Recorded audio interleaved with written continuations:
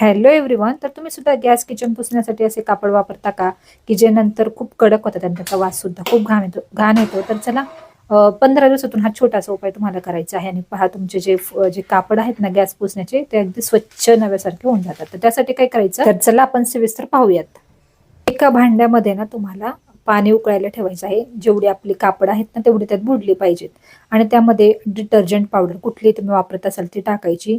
त्यामध्ये मीठ टाकायचं, त्यामध्ये बेकिंग सोडा टाकायचा आणि व्हिनेगर टाकायचं. तर व्हिनेगर नसेल ना तर तुम्ही लिंबूचा रस देखील टाकू शकता.